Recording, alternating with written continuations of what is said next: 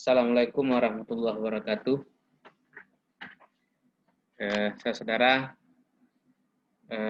saya akan jelaskan tentang bagaimana cara mengerjakan tugas, urutannya, kemudian bagaimana cara presentasi, dan kapan itu kita lakukan. Jadi urutannya berikut. Ya, sebentar. Saya share screen.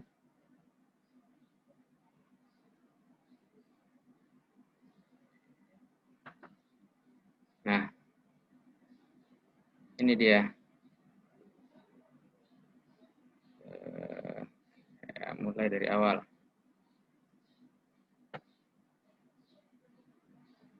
Ya, ini yang akan saya jelaskan bagaimana cara mengerjakan tugas IB Islam dan Budaya Minangkabau sampai bagaimana nanti cara presentasinya. Pertama, kita akan bagi kelompok.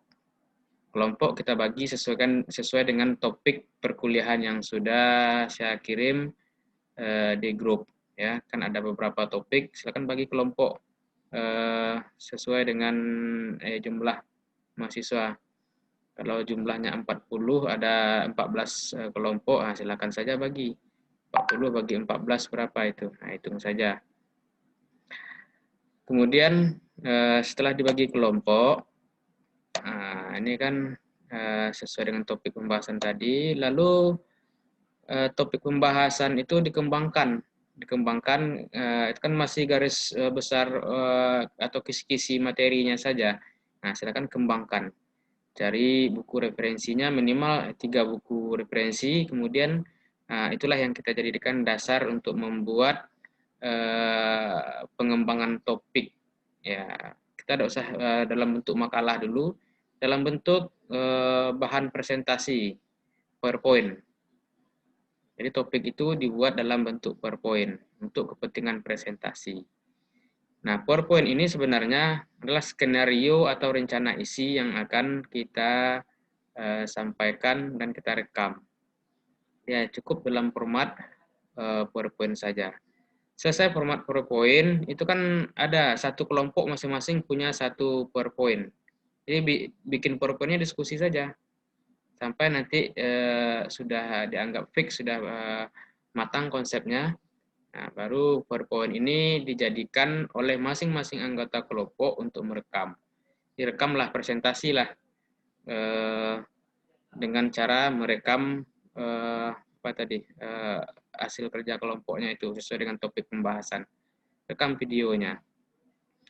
Jadi masing-masing anggota kelompok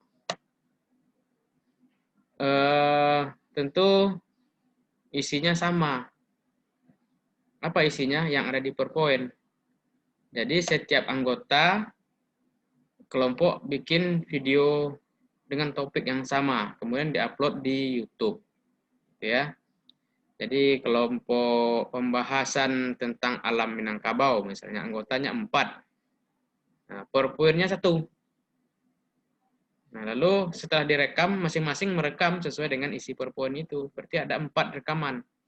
Lalu masing-masing bikin akun di YouTube. Nah, rekaman ini di-upload ke YouTube. Lalu linknya itulah nanti akan kita presentasikan di grup WA ya. Nanti pas sesuai jadwal presentasinya kirim linknya. Suruh teman-teman nonton, lihat nanti apa isi materinya sudah tepat sesuai dengan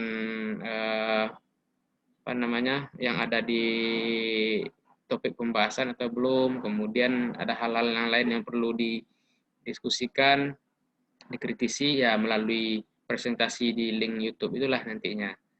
Ya. Itu presentasi di YouTube. Kemudian baru kita diskusikan. Jadi ini kita lakukan di pertemuan keempat. Jadi masih ada waktu 3 minggu lagi ya untuk mengerjakan ini. Ini santai saja. Kenapa saya minta untuk direkam? Karena memang keuntungan merekam itu kita untuk mendapatkan hasil yang maksimal tentu kita mengulang-ulang. Ini materi yang sudah kita tulis dalam bentuk PowerPoint tadi kan kita jelaskan lagi, kita rekam secara berulang-ulang sampai kita yakin hasilnya sudah bagus. Nah, ketika kita mengulang-ulang itu, saya yakin nanti kan ingat materinya. Dengan demikian materi bisa dikuasai dengan baik karena proses pengulangan ini. Nah, jadi target pembelajaran kita tercapai dengan metode seperti ini. Aspek pengetahuan dapat karena kita sudah melakukan riset untuk buat PowerPoint, kemudian sudah kita hafal berulang-ulang ketika merekam. Aspek pengetahuan, aspek keterampilan. Nah, ini keterampilan menyajikan, merekam video sama membuat PowerPoint itu keterampilan itu kan. Nah, kemudian inilah yang akan menjadi dasar bahan diskusi kita. Jadi kita tidak perlu diskusi live langsung, tapi sudah merupakan hasil rekaman yang kita taruh di link YouTube.